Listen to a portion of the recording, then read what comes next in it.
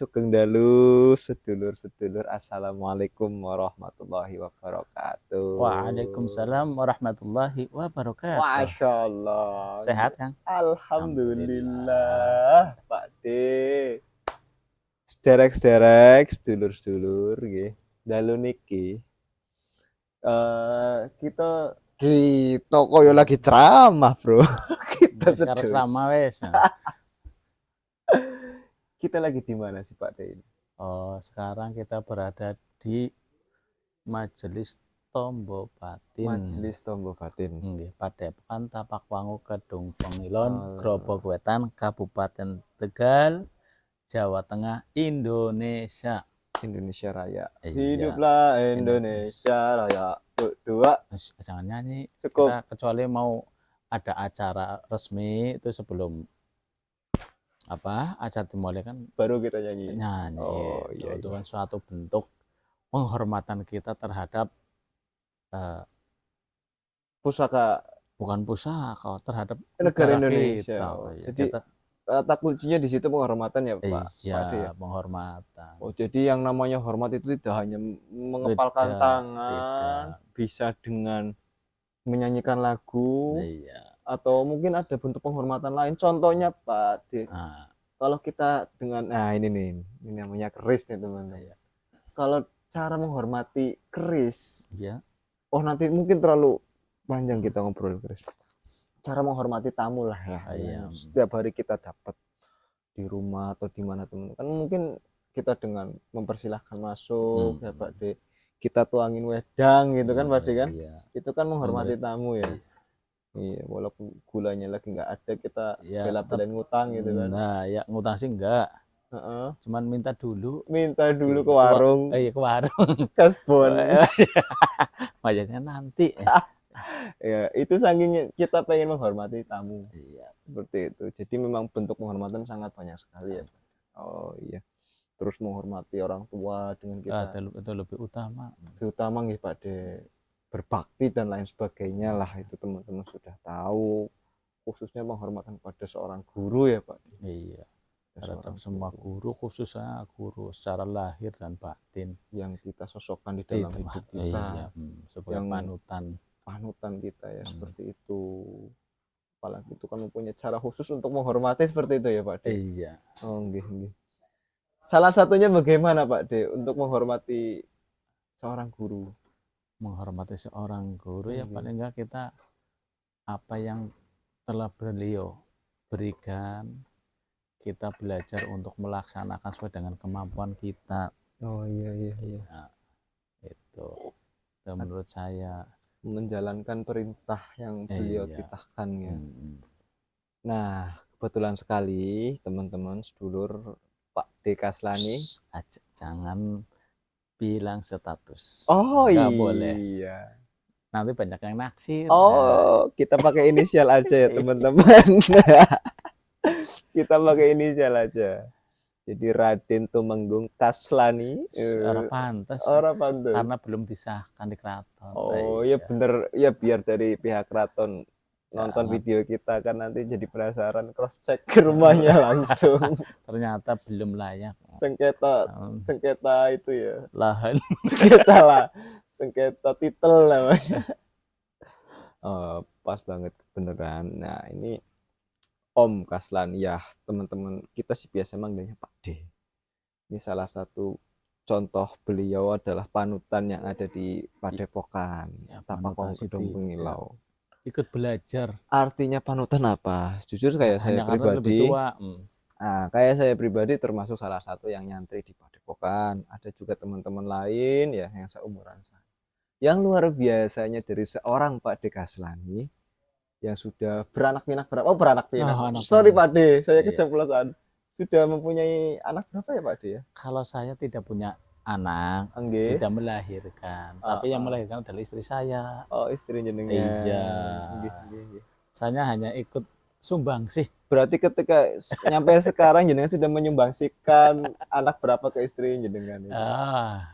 Yang dititipkan oleh Allah pada saya dan istri saya ada 3 Mas. Oh, terpaksa mungkin Gusti Allah nitipin ke jenengan. Ya, kalau Allah itu tidak terpaksa. Oh ya. Paling tidak kita sebagai dijadikan orang tua atau yang dititipi anak kan itu suatu amanah. Amanah Pak De. Iya, mudah-mudahan bisa mengemban amanah tersebut supaya anak-anak tersebut menjadi anak yang soleh dan soleh. Amin amin ya rabbal alamin. Nah, beliau kan sudah punya anak banyak, lebih dari 3 ya Pak De. Iya. Dan yang ya bukan lebih dari 3. Berapa Pak De? Udah nggak usah terlalu panjang lebar kita bahas anak kan, jadi karena saya memakan belum waktu. Iya. Karena saya juga sebenarnya rada kena mental teman-teman kalau bahas anak. Saya belum punya anak. Jadi Pak De Kaslani ya salah satu santri yang ada di Padepokan. Beliau itu luar biasa sekali. Seminggu 2 kali kan di Padepokan itu ada pengajian ya Pak De. Iya. Ada pengajian namanya pengajian Kawruh Jawi.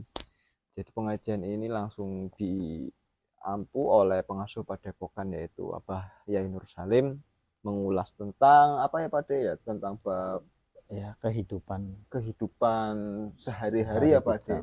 Dari bangun tidur, berumah tangga, sampai kiat-kiat melakukan apa ya gitu ya, yang setiap hari orang alami ya Pak De. Iya, paling dari bayi sampai nanti meninggal. Oh itu ternyata di situ dipelajari juga dipelajari semuanya, cara menangani bayi, iya, proses-proses apa yang harus dilakukan. Oh itu di situ dipelajari semua. Iya, dipelajari semua. Ada tradisi yang sudah dilakukan oleh orang-orang terdahulu. Orang-orang terdahulu dirangkum dalam suatu kitab, namanya kitab Sabdo Pandito Ratu ya kalau nggak salah. Oh, kitabnya Kawruh Jawi. Kawruh Jawi. Kawruh Jawi. Biasanya Abah Yai itu mengistilahkannya dengan ilmu Kawruh Jawi. Kawruh Jawi. Seperti itu teman-teman. Nah, ini Pak De ini sangat istiqomah. Sangat istiqomah, konsentrasinya belum. Ya saya terhanyut, yang saya terharu itu ketika itu ada salah satu momen. Ketika itu saya lagi di luar teman-teman. Ada pesan masuk ke WA saya. Pesan masuk di situ ternyata dari Pak De Kaslani. Mengabarkan ke saya, Assalamualaikum Mas Arif, saya minta izin. Saya nanti malam nggak bisa masuk karena berhalangan sakit dan lain sebagainya. Itu saya membaca pesan itu benar-benar merasa seperti gimana gitu loh Pak. Ikut merasakan berarti. Ikut merasakan loh. Ya saking antusiasnya beliau ingin ikut belajar, tapi karena ada halangan sampai izin seperti anak SD izin kepada gurunya. Kan luar biasa sekali seperti itu. Nah, itu yang beliau lakukan setiap hari. Nah, yang luar biasanya lagi ya. Pak D ini sudah ngerawat atau istilahnya dalam orang sedang menjalankan laku prihatin ya Pak D ya. Laku prihatin namanya ngerawat ya Pak D. Mungkin teman-teman apa namanya penasaran istilah dari ngerawat. Ngerawat itu apa sih Pak D? Ngerawat yang saya tahu tuh ya makan cuman meninggalkan apa makanan-makanan yang tidak mengandung nyawa.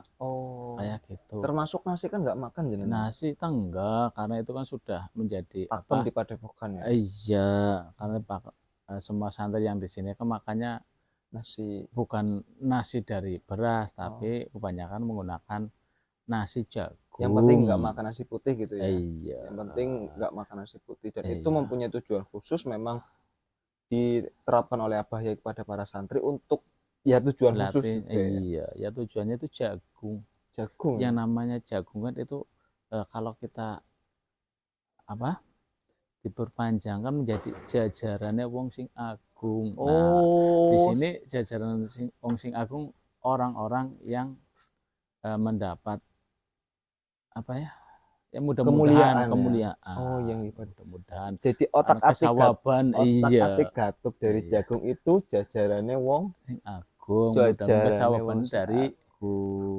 barokahnya Abah Yai dan para sesepuh. Nggih. Jadi seperti itu teman-teman ya. Nah, ini salah satu ciri khas yang ada di Padepokan Tapak Wong Gunung Pengilon. Semua para santri, hampir mayoritas itu melakukan istilahnya ngerawat atau tidak memakan nasi putih untuk kebutuhan sehari-hari. terserah mau makan roti, jagung atau ubi-ubian nggak masalah. Itu untuk tahap awal ya Pak. Iya. Kemudian ada beberapa juga santri yang sudah dicegah untuk memakan hal-hal atau unsur-unsur yang mempunyai nyawa ya Pak. Iya. Yang mempunyai nyawa. Nah ini Pak De ya salah satunya yang sudah tidak makan yang bernyawa-nyawa. Ya walaupun saya pun kalau di Tapi KFC ya kebanyakan makannya nggak bernyawa juga Pak De. Iya, karena sudah digoreng. Oh sudah digoreng. Ya Gitu makanya seperti itu. Oh iya. Tapi kalau ada nyawanya kan masih hidup. Masih hidup di atas piringan repot. Iya, nanti kan lari itu pegang nggak mah. Seperti jadi nggak bernyawa itu maksudnya di sini yang nggak mempunyai nafas ya Pak. Iya. Bukannya masih hidup ya. Iya. Siap. Jadi seperti itu. Mungkin teman-teman ada yang tanda tanya, maksudnya untuk apa gitu kan? Tujuannya untuk apa? Kok repot-repot banget? Udah dikasih nasi, ya kan? Ngapain dibikin susah hidup? Kadang ada juga yang orang-orang berkomentar seperti itu Pak De, yang mungkin nggak tahu seluk-beluknya, landasannya melakukan hal. Mungkin ada. Ya namanya orang masing-masing kan, macam-macam. Dan itu sangat manusiawi loh Pak De. Betul kan? Betul. Itu sangat manusiawi. Tapi mungkin di sini teman-teman atau yang penasaran, yang tujuan utama ya dari prosesi atau step-step ritual seperti itu, ya bukan ritual sih, tapi apa sih Pak? Apa ya? Proses pembelajaran. Proses pembelajaran lebih ke proses secara pembelajarannya. lahir maupun batin. Dengan merawat.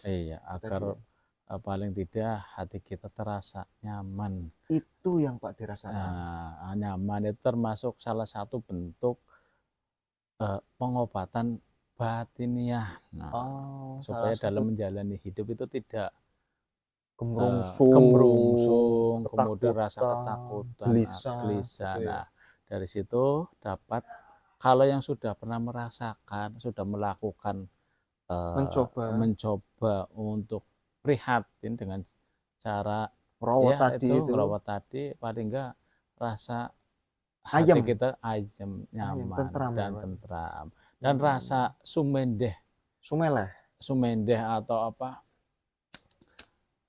ketergantung kepada Sang Pencipta dari Allah SWT itu lebih dominan ya, lebih merasakan keintiman. Iya, lebih merasa nyaman, dan kalau menghadapi suatu masalah juga tidak terlalu gelisah. Kita pasrahkan kita pasrahkan saja kepada Allah, dan bahkan air mengalir dengan aliran air itu bagaimana dijalani dengan apa adanya. Itu luar biasa. Nah itu ini pengakuan atau pengalaman tanpa dibuat-buat yang beliau rasakan setelah melalui prosesi pembelajaran, yaitu merawat ya Pak De. Seperti itu. Jadi terlepas dari mungkin ya, ini mungkin ada dari teman-teman, itu biar sakti gitu Pak De, biar apa namanya dibacok gini nggak mempan gitu ya, padahal sama sekali nggak ke situ ternyata. Itu bukan.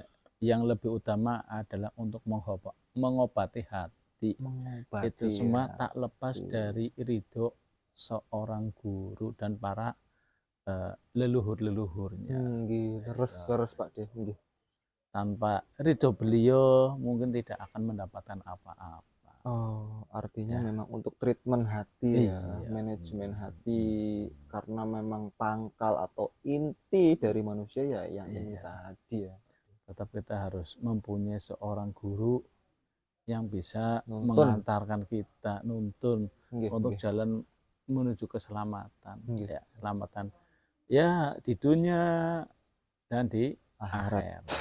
Nantinya supaya nanti di sana kita juga ada yang menuntun, karena kita juga tidak bisa apa-apa, apalagi kalau melihat misalnya kita seolah-olah sudah beribadah seperti ini, tapi kan belum tentu, tidak jaminan ibadah kita itu diterima. Tapi kalau memang kita mempunyai seorang panutan, seorang guru yang sudah khusus, insya Allah beliau ikut membantu kita di proses perjalanan berikutnya. Mudah-mudahan itu. itu yang jenengan rasakan seperti itu ya, pengalaman perjalanan waktu membersamai seorang istilahnya mursyid ya kalau di dalam orang-orang pesantren orang pesantren istilahnya mursyid ya, seperti itu. Atau laku spiritual namanya mursyid. Nah, itu. Oh, jadi seperti itu ya teman-teman. Sekarang teman-teman kan sudah paham ya, apa sih dari tujuan orang rawat, orang menghindari makanan-makanan bernyawa. Jadi terlepas tadi saya ulangi lagi, terlepas dari biar sakti, biar hebat, biar kaya, sama sekali arahnya tidak ke situ ya Pak. Ternyata yang utama adalah untuk mengobati hati, ketenangan hati, dan untuk agar perjalanan kita selamat di dunia dan di akhirat. Kita menjadi orang kaya pun selamat, menjadi orang miskin pun selamat. Amin. Gitu ya Pak. Iya. Nah, jadi selalu dalam koridor selamat. Seperti itu. Karena mahal sekali nilai dari selamat. Iya. Kita perlu proses yang sangat panjang dan penuh pengorbanan. Ya, pengorbanan segala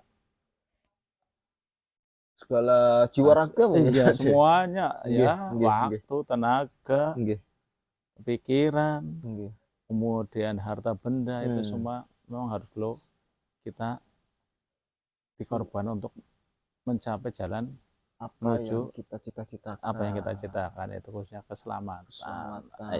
Seperti itu teman-teman. Nah, catatannya ya, jadi garis besarnya itu tadi, apa tujuan orang ngerawat kita sudah tahu, tujuan orang melakukan perjalanan rohani itu sudah tahu tadi ya, nggak makan yang bernyawa. Kalau masalah kesaktian hebat dan lain sebagainya ya, banyak orang sakti di luar sana ya Pak. Banyak. Nggak kebal, nggak mempan ditusuk misalkan. Ternyata kan yang orang mau nusuk tadi kan tetap masih nyimpan dendam ya nggak sih Pak? Iya. Artinya tetap mencari kelemahan kita, sama dengan nggak sakti dong Pak De. Ya kan, mesti punya orang kelemahan. Lain cerita orang yang tadinya benci dengan kita, jadi berniat menusuk kita, ternyata dia malah berbalik. Mau menerima kita, mau duduk bareng dengan kita, seperti itu kan Pak De. Iya, itu yang utama, itu hilang rasa benci. Itu yang namanya sakti. Mungkin seperti itu ya Pak. Iya. Definisi sakti yang sebenarnya teman-teman, bukan yang nggak mempan dipacok dan lain sebagainya. Itu masih belum seberapa. Mungkin sesi kita cukup dulu. Iya, itu sampai situ saja. Mungkin Pak De sudah ngantuk dari siang aktivitas ngajar, muter-muter, apalagi ini musimnya musim dingin. Tangis udah berangkat dari rumah sini aja terkena angin langsung lihat. Oke, matur suwun ya. Ini cerita singkat dari teman Padepokan. Nanti kita nantikan episode selanjutnya dari teman-teman yang lain, perjalanan, pengalaman, dan cerita kehidupan dari kita. Dari saya Muhammad Arif Jailani dan Kaslani, Pak De Kaslani, mohon undur diri. Assalamualaikum warahmatullahi wabarakatuh. Waalaikumsalam warahmatullahi wabarakatuh.